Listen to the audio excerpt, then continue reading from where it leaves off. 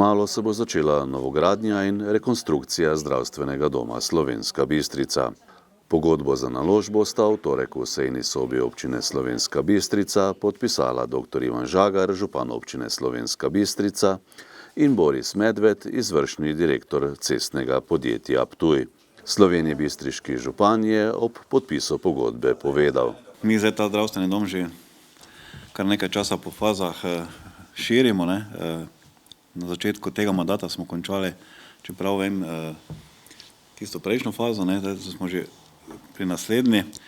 Zdaj s tem, o tem bo sicer verjetno več lahko bolj natančno povedala gospa direktorica, ki je z nami, ampak v vsakem primeru s tem dobivamo nujno potrebne dodatne prostore za potrebe zdravstva pri nas v Slovenski Bistrici, občini Slovenska Bistrica, gre pa pravzaprav za širše območje. Kot ste slišali, pri tej zadevi, pri tej investiciji sodelujejo tudi sosednje občine, ki pač so v sklopu zdravstvenega doma Slovenska Bistrica. Zdaj en del s tem se rešujejo stvari, o katerih smo se že nekaj časa pogovarjali, govorimo o nujni medicinski pomoči pa o teh stvareh. Drugi del pa gre seveda tudi v bistvu za novogradnjo, za pridobivanje novih programov.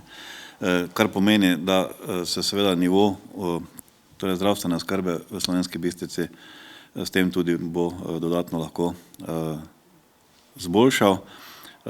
Pomeni, da bodo pač tudi bistveno več uslug lahko naši občanke in občani koristili tu pri nas v Slovenski Bistrici, in tudi v tem smislu to pomeni nek razvoj na tem področju pač naše občine. Zdaj,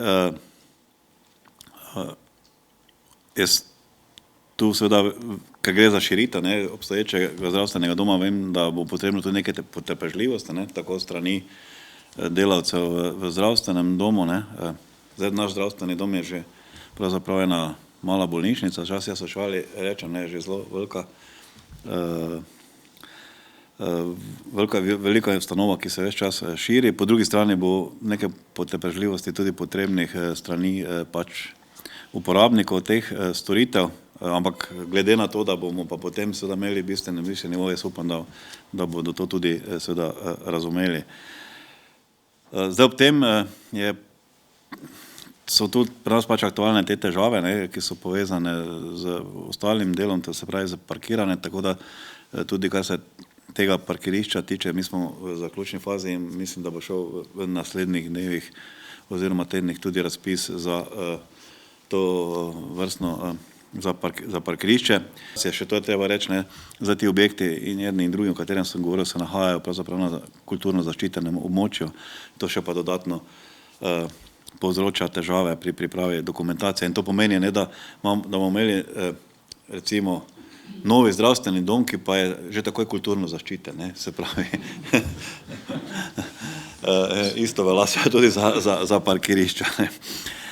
Jaz seveda čestitam tudi direktorju za uspešen nastop na tem našem razpisu. Jaz sem prepričan, da boste uspešno speljali to investicijo, to ne dvomimo. Zdaj pod prstem že malo gledali, ampak in da bodo stvari tako stekle, ko so zamišljene, in da bo pač, smo še tam sredi leta 2024, da bo novi prostori odprti in bo potem seveda olajšano delo zdravstvenim delavcem, pa tudi porabniki bodo pač imeli lažji dostop in boljše pogoje, kar se tiče teh tovrstnih storitev.